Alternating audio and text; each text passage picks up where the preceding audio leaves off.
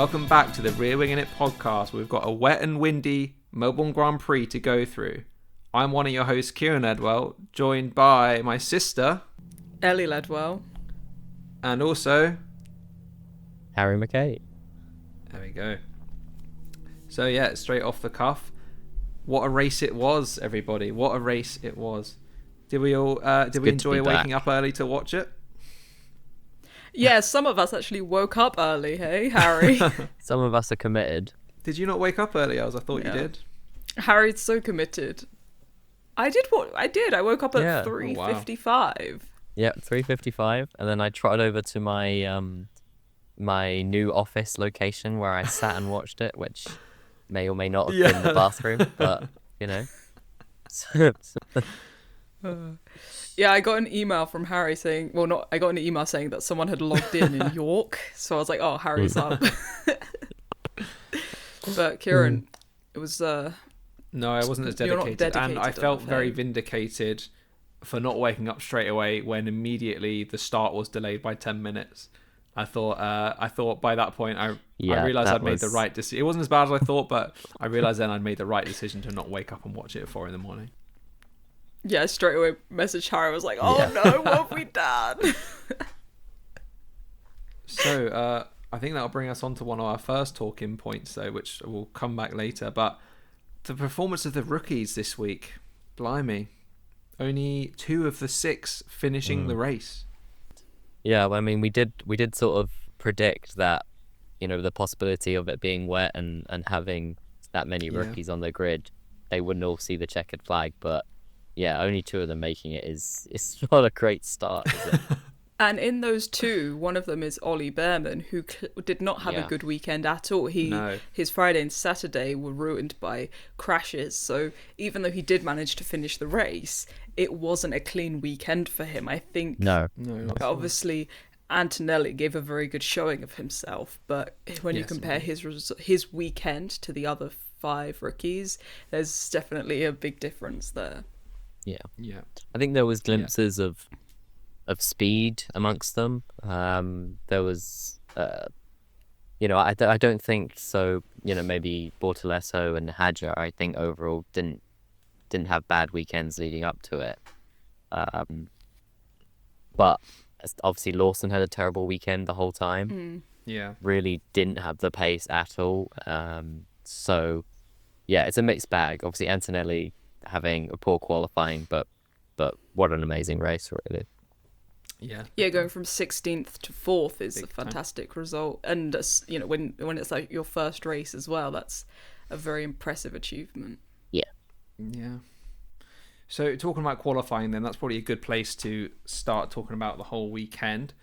So, based on our predictions that we had just a week previously, Haas looked a lot worse than we thought they would, didn't they?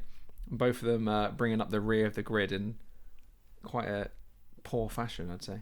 Yeah, not any of us predicted them last. I suppose we were taking a season-long viewpoint, but they definitely did not look worse at testing. And then, last of them in qualifying with Behrman obviously not even setting a time. So they didn't look fantastic in testing, but they didn't the year previously. So everyone thought they were just sandbagging again. Everyone thought they were running really high fuel loads, but perhaps they were showing their hand, and perhaps that is all they have maybe that was to give.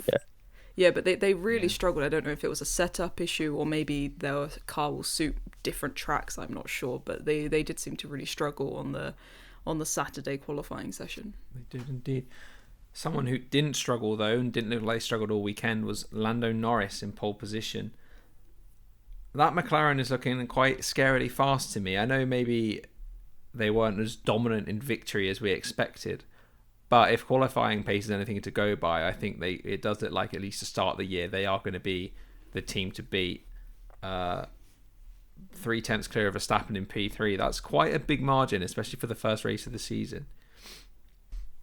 Yeah, we saw a big gap last year at the start of the season. It did end up narrowing up. So we'll have a season with the development similar to last year's. But 3/10 is big, but between the McLaren drivers there wasn't that much in it. And we said before the weekend, we said it is going to be a track that suits their car. So, it's hard to know. But what I thought was interesting is that Lando Norris said one of the reasons why they did so well in qualifying and they were further clear than they expected is because they have two drivers that are able to push one another forwards, whereas perhaps the other teams don't have that. That's a good point. Shows how much value there is.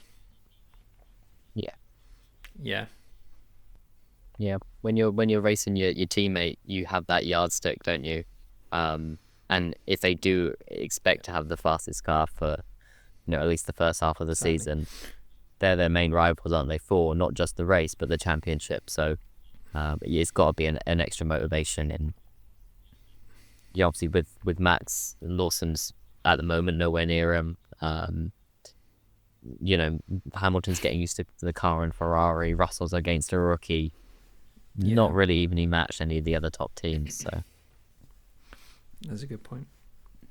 But speaking of motivation, and Liam Lawson as well, as it all ties in, Yuki in P5. What a performance from him. That Racing Bull doesn't look as bad as maybe we thought it would be. Or maybe the track just suited him well this week. We'll see. But, I mean, if he's going about this season trying to prove he belongs in the Red Bull seat, he did a pretty good job on Saturday of showing the right things he needs to show, in my opinion. That's how you do it. Yeah, he definitely. Maybe in time it won't look as though he outqualified that car. Maybe that's where it belongs. But the result definitely stood out as that's higher than I would have expected. But it's hard to say he outqualified it when we don't actually know on balance where it belongs. Yeah. Either way, outqualifying the second Red Bull, if he can keep that up at the very least, then Yeah, exactly. I think the important point is that he outqualified Lawson quite severely, and that is, if that keeps happening, that's definitely going to matter, as opposed to wherever the rest of the field is. If he's outqualifying Lawson in the sister car, not a good look for anyone at Red Bull in terms of their decision making. Obviously doesn't guarantee Yuki a seat in that Red Bull, but I will guarantee Lawson being removed from that seat. Yeah, we were saying about being competitive with your teammate, when you have a teammate to drive you on it. But with Red Bull, you have that kind of unique situation where you have almost 4 drivers to choose from, and they do promote and demote from within. So not only does... Yuki doesn't just have to compare himself to his rookie teammate, he also can compare himself to the rookie in the Red Bull seat.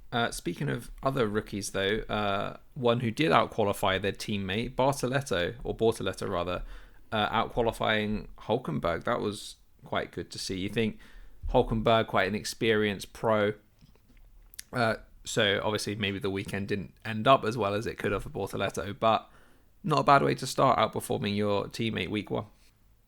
Yeah, I think that Sauber, I mean, our eagle-eyed listeners will have remembered that in our predictions episode. I said I would do a shot for every point that they got. I did remember that. Looks like that might be a big mistake, since that car's looking a little bit better. A little bit better than we thought. Obviously still, back half of the grid, but 6 points already. Yeah. Yeah, so we're on 6 already. So if anyone at home wants to play along, keeping count, because I certainly will. 6 shots is what we're on already. So we're already in dangerous territory after week 1. Especially if they can get both drivers scoring next time. We'll be having to go to the wholesalers to buy in bulk. Right, so any more thoughts on qualifying? I wanted to point out, obviously, I was pretty confident that Williams had improved their car just by looking at them in testing. And definitely. It looks like that's sort of come to fruition in the first race at least, because Albon with a mega qualifying.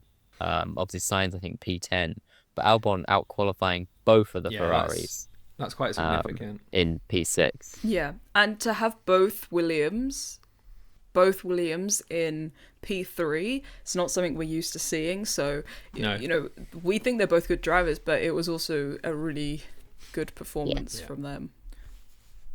And if they keep doing that every week, they've got a really good shot at being one of, if not the top midfield team, if they're performing that well. I mean, that remains to be seen, obviously, with race pace. But with having more and more street circuits where it's hard to overtake, it makes qualifying, I think, even more important than it used to be. So that's a good point. If they can qualify, regularly in P3, they're going to be getting regularly both cars in the points. So that's something I'll be looking forward to seeing, because I think it might be on my bingo card. Well, imagine if they... it might it's on one of ours, I can't remember. Well, imagine if they took this qualifying into someone like Monaco. You could almost bank those points immediately, right? So, yeah. Or Miami, that's... You can nigh on bank the points you get from where you start. So, you're right. If that Williams is that good in qualifying, they could be in for quite a big points haul, at least compared to last season. And also, if they qualify well for a sprint race, we don't see as much chopping and changing on a sprint race because it's only a third of the distance. So it could be a way to get points. There's not as many on offer, but there's still points up for grabs, indeed. Yeah. And we've seen, just last year, a lot of the other places in the championship being decided on the last race. So yeah, all those points matter. So I think they can keep this up. I think my prediction of M and P5 might not be looking so bad. Long way to go there. Looking less and less ridiculous by the minute. Yeah, as they say, points mean prizes, or apple sour shot sometimes, depending on who you ask. Okay, moving on then to the race itself. I mean, first of all, what a race it was. I'm sure you all enjoyed. I certainly did. My attention span is very short, so there were a lot of safety cars for me, which I zoned out on, but the drama overall was a hell of a race to start the season off, so hopefully it can continue in this it had it all. vein. It had, on-track battles. It had strategy calls. Very unpredictable. It was a dry to wet race. It had, it had everything you want. It had, they say Melbourne has 4 seasons in one day, and I think we had all 4 of them in the 2-hour race window. Well, all 4 of them were winter. Yeah, but it was a good race. Yeah, I really enjoyed it. Worth getting up at 4 a.m. I think, and it was a nice. Like I said, unpredictable. I mean, obviously with the McLarens looking fast, it could have been a bit of a procession of those two, maybe having a little battle during the race, but it could have been quite predictable. Yet that rain, the strategy with the tyre calls, really, as we talked about with McLaren's issues last season, that could have been the make or break. And on the first test of the season, they passed quite convincingly on that front. So it's good to see. Half of the garage did, obviously. Yeah. New ho, yeah. Once Piastri was clear of Verstappen, they ended up on that first stint before the next safety car. They were about 15 seconds down the road, so they managed to scamper away. So obviously the wet weather and the safety cars brought everybody a bit closer together, but even in the tricky conditions, they still looked very good. I know Max was complaining that his tyres had gone. When's he not complaining about part tyres? Of a car, but part of having a good car is having a car that's easy on the tyres. So it's having a car that can operate in lots of different conditions, which, given how big the calendar is now and how many places it goes around the world, it's quite a useful thing to have a car that's going to work in most elements as opposed to only hot, only cold. Outperforms everyone in the wet, but not as good in the dry. It does look like the McLarens have built quite a good race car this year. Yeah, it seemed to be very well balanced. And I think without some of the safety cars, they, like you say, as they would have been, it would have been interesting to see how far down the road they would have been without any of the safety cars. But I think that's the thing with a wet race is like we got an idea of where teams are at, but it's going to be interesting to see China next week. I think that it's predicted to be dry all weekend, so it's going to be interesting to see that. Maybe that's more of a litmus test of where teams really are, because obviously the wet is the great equalizer, as they say. So yeah, and I think the wet brings out people's either best or their worst, and I think we know Verstappen's very good in the wet, and they were very difficult conditions because it wasn't just wet, but it was greasy and slippery, and then there was debris and gravel on the track, and it was very testing. I think Hamilton, who's known to be good in the wet, he said he's just struggled to keep it on track, Yeah. Well, on that note, though, I think the amount of people spinning off under, the formation lap or under the safety car and things like that. The fact that we had so many people on track and so many vehicles on track, I was really surprised by it. I was really surprised with the decision making going on there, because you had full on lorries on track, and Norris, you might have seen where the safety car went round it, but Norris followed the tracks. He was like, I'm not going to go and get my tyres covered in grass. People stood next to them. But then he's on track next to a massive lorry with a crane on top of it. It was ridiculous. Exactly, because we saw people crashing under safety car. It was really odd to not give it a red flag. I think people in commentary were confused. I think people at home were confused, especially after we've seen, a fatality in those exact same conditions in Suzuka. Exactly. I don't know why, lessons were learned, but why are they not being executed? It was something so simple, it could have been red flagged, but luckily nobody was injured. But you can imagine something could have gone bad. Something bad could have happened really easily. Exactly. It only takes one slip on one tire on a white line, and you don't even want to think about what the outcome could have been, right? I think the backlash will be quite big on that one, so we'll see how the FIA reacts, to be honest. We saw how easy people were crashing, like you said, from a white line, from a stray bit of gravel. So an odd decision for sure, but that's come to be expected, I think, from them, especially with this kind of stuff. They just really don't seem to be able to get the safety car procedures right. I don't like when they put out a safety car and then red flag it, because it then benefits the people who haven't already pitted under the safety car. So maybe there was an element of oh, the safety car's been out too long now. Some people have pitted, some people haven't. If we throw the red flag, then people are going to get the advantage from it. But so I think we need a clearer... like if there's a yellow flag that becomes a red flag, the order should stay the same as it was when the safety car initially came out. I agree with that. Yeah, that would be one thing you could do. Or, I mean, to be honest, you know the track, you know where recovery vehicles have to be on any point of the track to recover a car that's crashed on any point. You can work this out beforehand. So when you see a car crash in a certain spot where you know a recovery vehicle has to be there, if you know the conditions are dangerous, that decision shouldn't be that. Yeah, there should be guidelines that lead to the natural conclusion it should be a red flag, so that any race director feels comfortable doing it. I don't know about you. I think I don't mind red flags. I think I'd almost rather a race be stopped and an issue cleared maybe quicker, and they get started again. Because if you're under a safety car, there's not much to watch, After the first lap and everyone's done their pit stops, you're not missing out on much. They're just going around in circles. And you're losing laps. You're losing racing, exactly. And there's obviously like the 2-hour race limit, so it's the 3 hour limit for total time, 2 hour racing time. I think people would rather see up to the 2 hours of racing. If a race takes 3 hours because of the stops, I think people would be more happy with that than, half a race under a safety car. Because I'm not sure how many laps were under safety car, but it must have been at least coming up to a third, surely. Yeah, it was a lot. And as you say, once they've done the first couple of laps where some people have pitted, some people haven't, it is then just people following a car at not great speeds, and what you're watching is kind of the debris being cleared up, the cars being removed. It definitely makes more sense. I think the drama of the pit stops, agreed. I think the drama of the pit stops is good, but then, like I say, after the first lap of it, it's kind of, that's over, and then you're just watching it. But then we did have what I thought was a bizarre case. I think it was Bierman who pitted late into a safety car, unlapped himself, then pitted, then was allowed to unlap himself again. Yeah, and that added an extra lap of safety car time on. That to me was just ridiculous, that whole situation. I don't know what you guys thought about it, but it was a mess.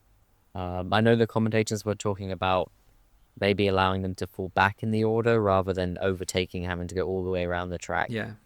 I know there's a reason why they made them overtake. It sounds quite dangerous to me. Forward-wise in the first place. But then we have the blue flag procedure in open racing. But if it's one driver... Yeah. So if we have the blue flags... they were just going to get caught up and then... Yeah, I think that after he had pitted, I guess it was just because he was in between Piastri and Verstappen, wasn't he? He was he was in between the top three, and I think that's probably why they wanted him to move, because he would be affecting the restart. I think if I was Verstappen, he would have been absolutely livid if he didn't get out of the way. He would have been unbelievably angry about that, and I don't blame him, because watching it live, I was like saying that, I was like, if I was Verstappen, I'd be so angry if this race restarts right now with Bierman right in front of you, and what could be quite a good.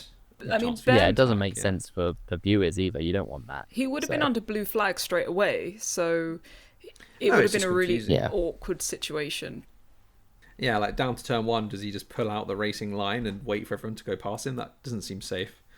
Pretty much. Yeah. But then maybe, as I think Brundle was saying, like, why should he be allowed on? He made himself be lapped by pitting, so why was he allowed to unlap himself when he unlapped himself, then pitted? So he'd already unlapped himself, and then at that point he's the reason, his team and him are the reason he's gained a lap. So it's not because of the safety car at all. I don't know.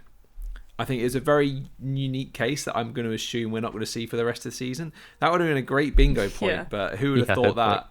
Who would have thought that?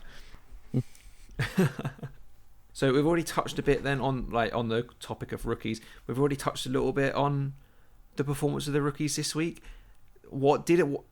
I think for me at least, I found it quite surprising how bad they were, as it were. Given the fact that only two, as we've said, only one of the six actually made it through the whole weekend without crashing. Were there any surprises in there for you at how the rookies performed this week? I think obviously it's a shame that many crashed out of the race. Yeah. But I don't think it's super surprising given how wet it was, how challenging the conditions were.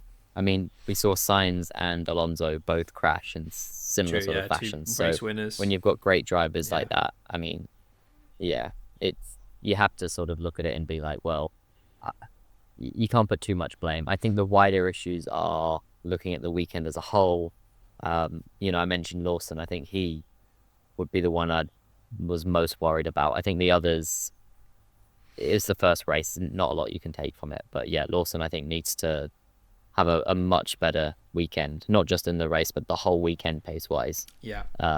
If he wants to change the narrative a little bit. Obviously, it's very early days, but... Someone that I'm not a particularly big fan of, Helmut Marko. The way he came out against... He called Isaac Hadjar embarrassing because of his emotional his emotional reaction, but it was his debut. He didn't even make the start. I personally think that the next race now becomes his debut because he didn't make the start. Yeah, how do you I do wonder how do you define a debut? That's a very philosophical question that I don't think we've ever had to face before.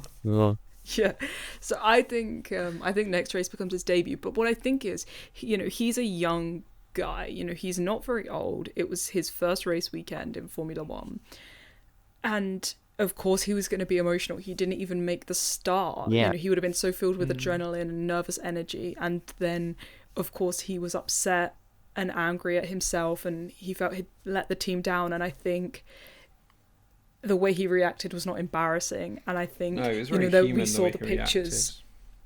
Yeah, and we saw the pictures of Lewis Hamilton's dad, Anthony, consoling him, and I think like his Isaac's idol is Lewis Hamilton, and I think it was a really touching moment for him to take the time to console him. But I think the people who have come out and said it was an embarrassing reaction, I think they need to evaluate themselves. Sport is emotional, isn't it? And we celebrate with them when you see a champion celebrating a win. We have talked about how we think the swearing ban is stupid because that's the emotion in the car. This is just another emotion, and expressing that openly is a good thing. And to set that example of, well, when you're emotional, you can't cry, you can't show that.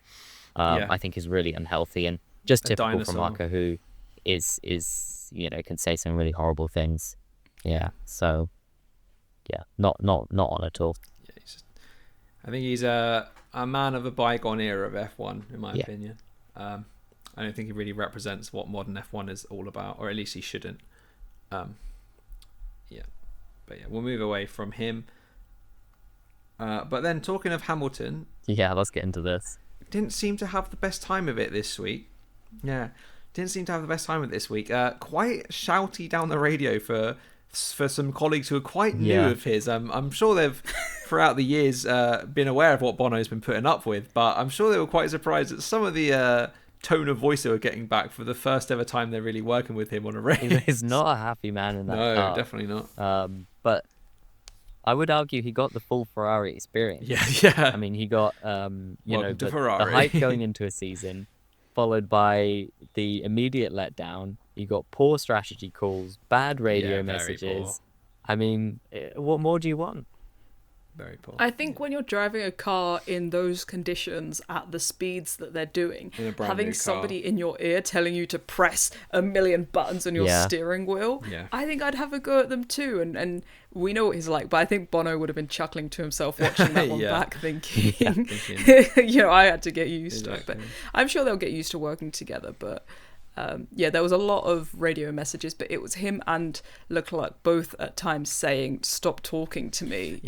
They needed their full concentration to just keep the car on track in those conditions, and in those kind of conditions, exactly. Yeah, so I think they'll learn, but it didn't seem too harmonious. What stood out to me was the amount of seeming coaching that they were trying to give him, whether he asked for it or not. I think it goes to show how limiting the rules are on testing these days, that he clearly hasn't had that much time behind the wheel of that car, or at least from Ferrari's opinion, having to explain what they were explaining to him. Because I think some of the things are try this, try that, then you can press this button. It's practice pressing this button because you're going to need to use it. I just found that really interesting that kind of thing hasn't been covered in a sport like F1. You'd thought the amount of prep that you can do and will do, you'd have that kind of covered.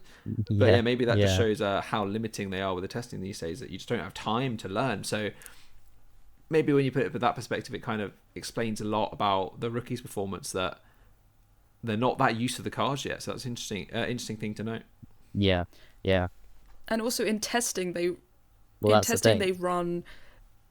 Sorry. They do race simulations, but they're not in a pack. They're not fighting for positions. It's not competitive. And that's that's the biggest part of Formula One, isn't it? It's that you're wheel-to-wheel racing. It's the highest speeds in, obviously the junior formulas, they do wheel-to-wheel racing, but it's at a much lower, not much lower speed, but it's at a lower speed. And I think that kind of racecraft isn't something you can hone during testing. And they were telling Hamilton, press this button to overtake. He wouldn't have been in that position during testing. No, exactly. Also with the wet as well. Obviously there was some rain during the during testing. Not that any teams took the wet tires. I remember you guys covered that in the episode without me. There were two. But either way, there's, especially for the new drivers, they've never dealt with those cars in the wet before, those specific cars, so always going to be a tough one in the first week of the season. But not just the rookies. McLaren and Aston Martin are the only team with the same driver lineup, so it's not just the rookies that are getting used to the cars in the wet, it's all the drivers. There's 8 teams with a different driver lineup, so there's so many people getting used to the new cars in the wet weather, which is perhaps why until Piastri went off, McLaren were doing well, Verstappen were doing well. It's because they're in a car that they're used to, in a condition that they've had before. And infamously with Verstappen, that car, as everyone says, is tailor-made for him, to a point where a lot of other drivers actually really struggle with it, due to the style that he likes, of a really bitey front end and things like that makes someone like Lawson might not have experienced that as much before. So it's a very good point to make. Yeah, I always go back to the way Alex Albon described how they set up the car at Red Bull. He said it's like playing a video game where the sensitivity turned up to the maximum, and it's so hard to control because you have to be so in tune and so talented to be able to do it, but it's not something you can really learn.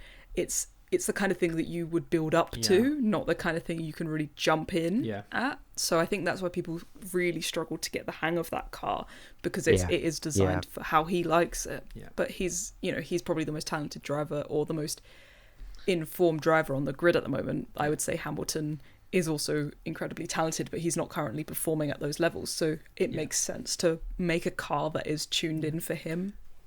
Yeah, you're always going to build the car around your sort of best driver, and it just is a shame that that's seems no one else can really match it. I mean, maybe, we've had a bit of revisionist, with the kind of curse of the second seat, and people don't necessarily judge Albon and Gasly for their time there. So, maybe we'll look back as well at Checo and be like, how much of that was it did seem like a drop in form, but how much was that the car getting worse? But if Max were to leave, it would give them a really big headache as to how they go with their car development. They'll have a car that no one else on the grid likes, and without him there, no point having it that way. It's a good point. I'm sure a team with that much money and stuff could figure it out, but it would change the direction they've been going in for at least 7 or 8 years at this point. Oh, is that some breaking radio? We're going to cut to breaking radio right now. Is there a leakage? A leakage of what? I have the seat full of water, like full of water. Must be the water. Let's add that to the weather filter.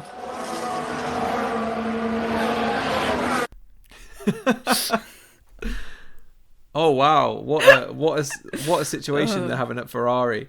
Absolute shambles all weekend from them, in my opinion. That's low.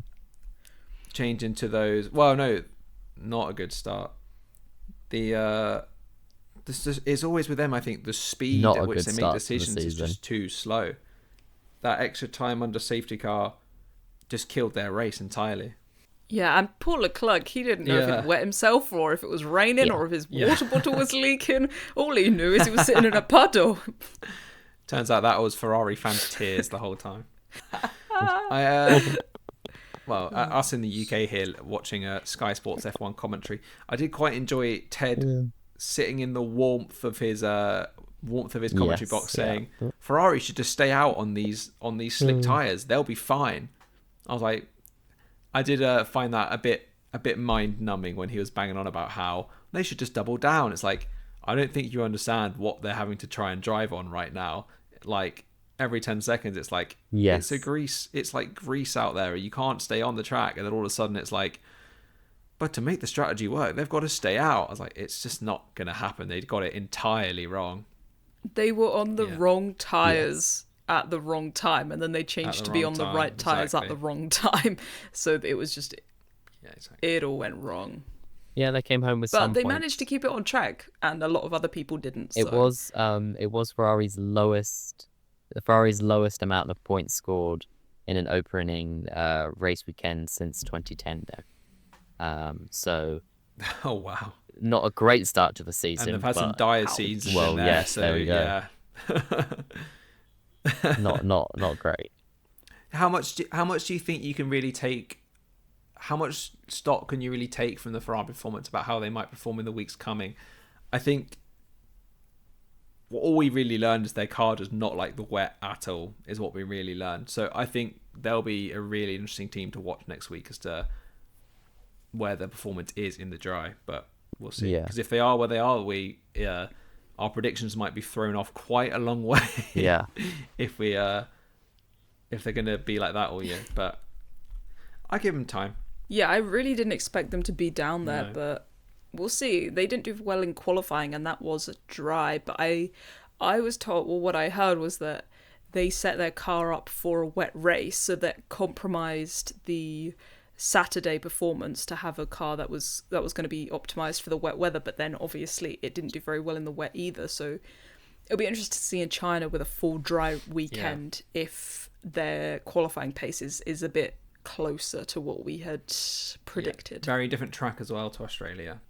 Okay, moving on then. Any more thoughts on the race before we move on to our drivers of the day? Yeah, I just want to bring up Mercedes. I think they were a bit of a... No one's talking about them, in commentary. They went under the radar a lot, person who was directing, they went really under the radar. A quintessential George Russell performance, to be fair. It gets you in the race and you go, how the hell is George Russell third? Yeah, but he does that Exactly, quite often. I think other people, obviously, Piastri, not doing very, Piastri went off, it boosted him, but they were hardly mentioned in commentary, and yet somehow managed a third and fourth place finish, which was above my expectations for them. They seemed to have, just on this one race, it's hard to comment, but they seem to have leapfrogged the Ferraris and closed the gap to the Red Bulls. At least one of the Red Bulls for sure. Yeah. I mean, we did sort of say the Red Bulls and Mercedes would be close in pace, but Above we thought them. the Ferraris would be, Yeah. Closer to the McLarens. But no, it seems like Ferrari's fallen back quite a bit. So, yeah. Ferrari Not as versus expected. Williams, 90s throwback. Yeah. For the midfield this time.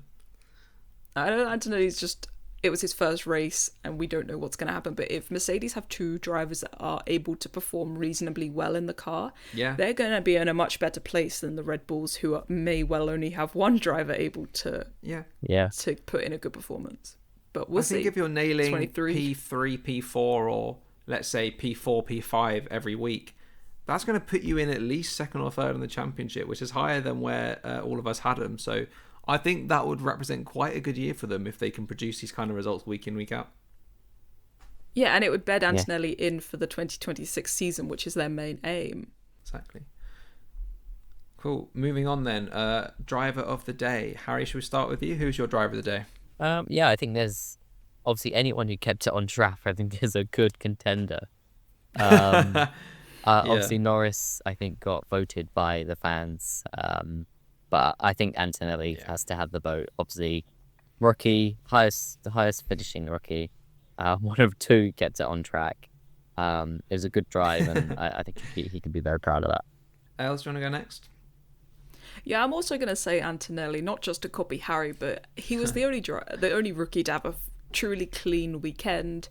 He did very well in those conditions. He had, from 16th to 4th is a great race no matter who you are, but for that to be your first race, it was very impressive. So I'm saying Antonelli for my driver of the day.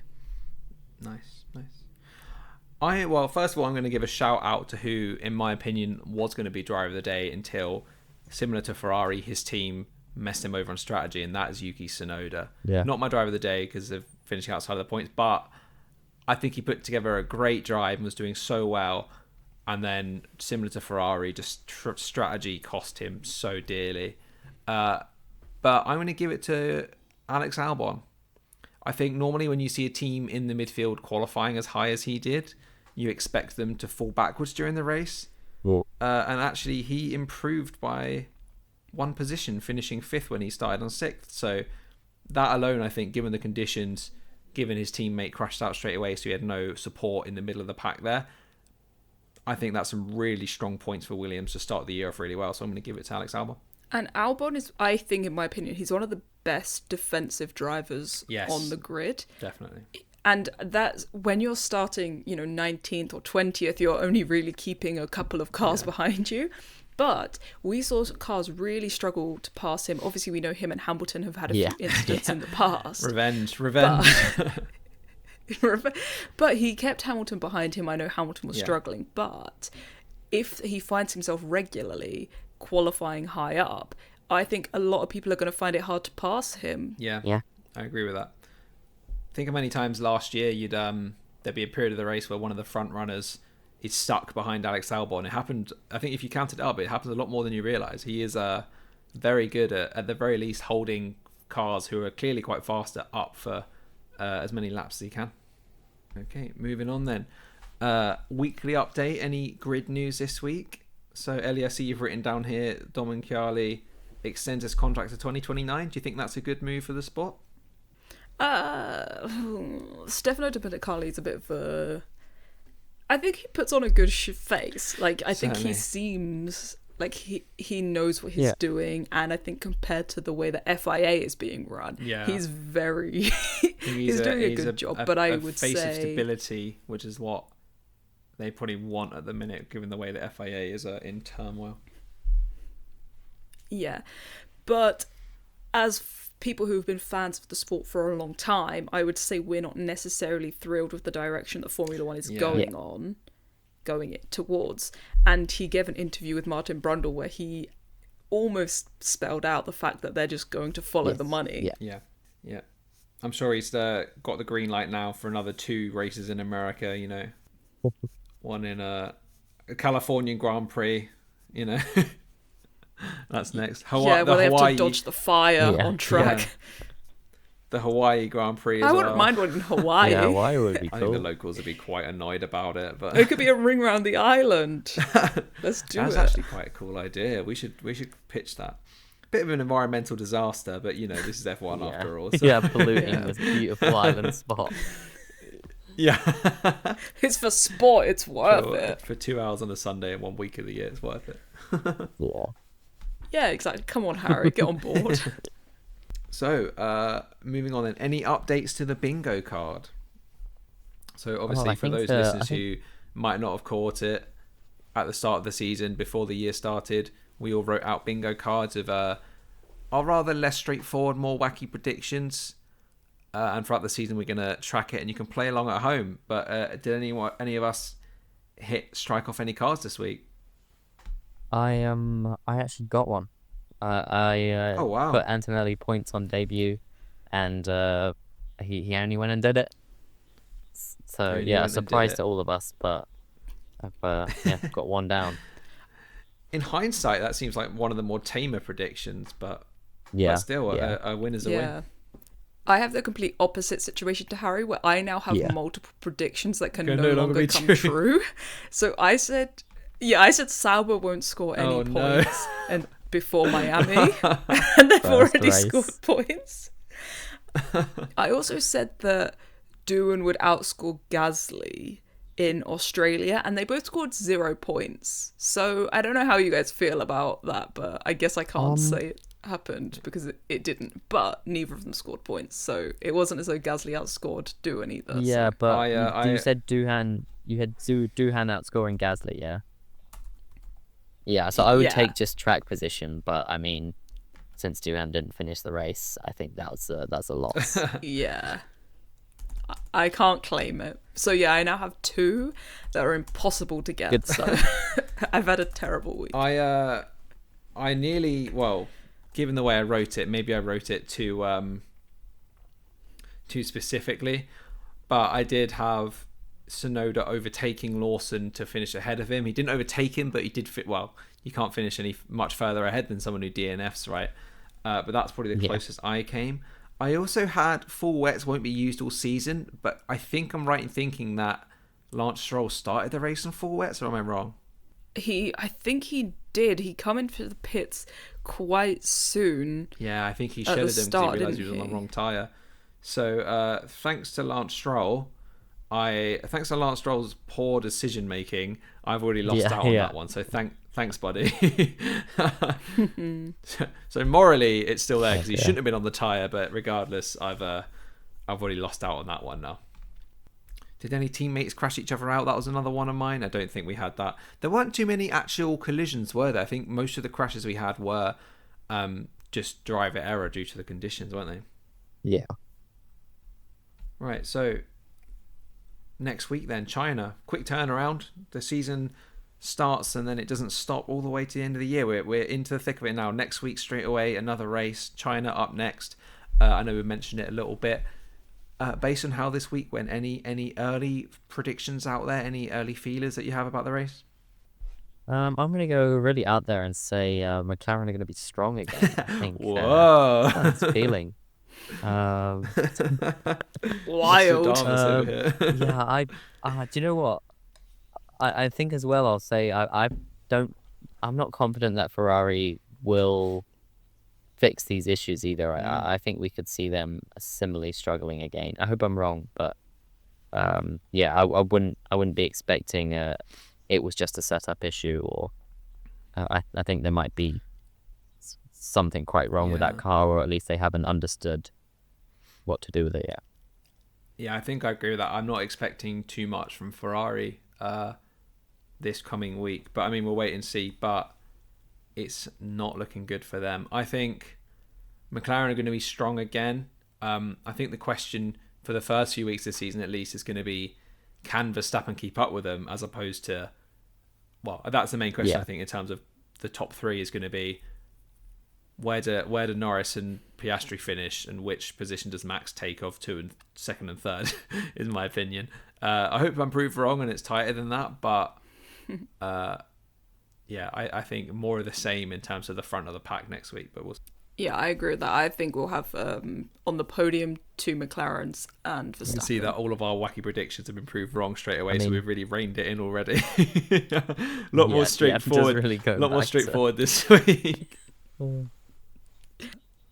I'll make a prediction that I'll say both Williams will score points in China. That's literally what I was going to say. I think we'll have a double points finish, and I think my 5th place constructors is just going to be more and more cemented. I think they're actually one race, but I think they're actually 4th at the moment with Albon's points. There you go.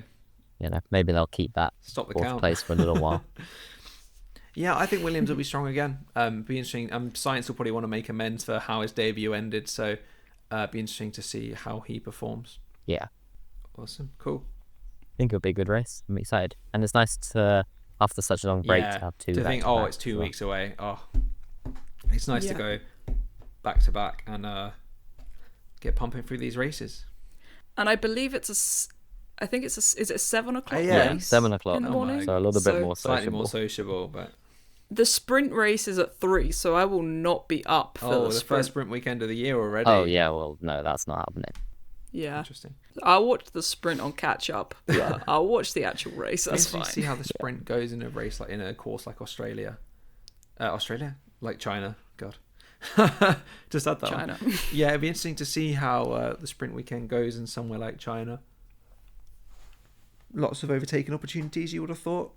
So should be one of the better sprints that you could have, I'd say. Yeah. You want a sprint where people are going to overtake, because otherwise it's, what's the point? 20 laps of nothingness. Might as well whack the safety car out at that point. Do you guys think we're going to get different winners in the sprint race and the actual race? I think, given the pace, the long running race pace that McLaren have, people like a Max Verstappen, like Mercedes, will put a lot of stock into the sprint to try and get as many points as possible. Whether that'll be enough, I don't know, but I do think that they're going to really try there, knowing that in the long running race, the extra 2/3 distance, they might not have as much of a chance. It'll be interesting to see if anyone rolls the dice and goes for some kind of different strategy. We'll see. Yeah. I think we'll get a Piastri win and a Norris win. And I think which way round? More likely Piastri in the sprint race. Interesting. I think Piastri in the sprint race, but that'll be my prediction. I think I'm sure it won't age very poorly like most of mine do. But okay, I think that brings us on then to Ellie's favourite segment, our final thoughts. It's my favourite segment, absolutely. I have 2 final thoughts. My first final thought I will bring you on to quickly is that we do have a bingo player. A fan has joined our bingo. Did I talk about this a minute ago? I don't know. I've got short-term memory loss. I'm like Dory the fish. We've got Johnny. He has submitted a bingo card, so he'll be playing along with us this year. Did he get that's fantastic anything news. ticked off in the first week? No? You've not checked? No, I don't believe he did get anything. He couldn't have gone worse than Ellie's. Much worse than me either. So. Yeah. And my second final thought is, Kieran, you never joined our Formula One Predict League. Wow. No. I can join. Is it too late for me to join now? Harry.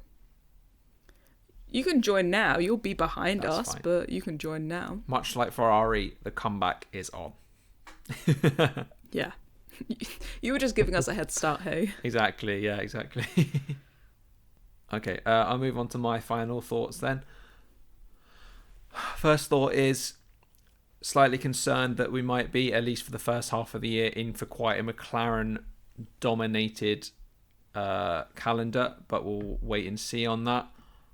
But my other final thought is I'm happy the season's back.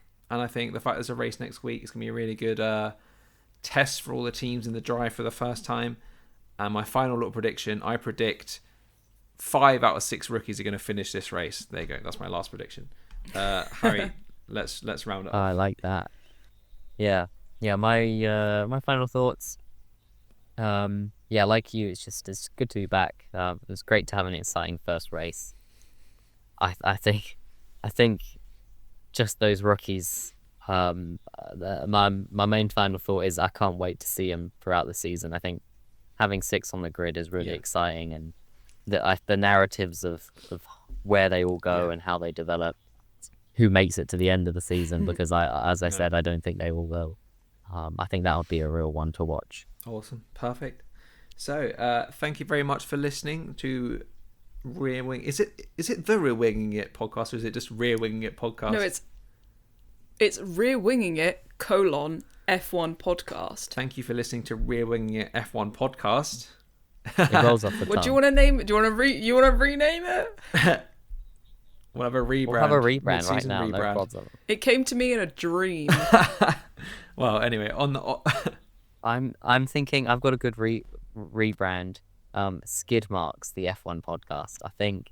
Harry, I said no. Right. Harry, On that note, that brings us nicely to the. No, I say nicely to the end. Follow us on social media: Instagram, TikTok, no longer X. But follow us on socials. Yeah, we're boycotting it.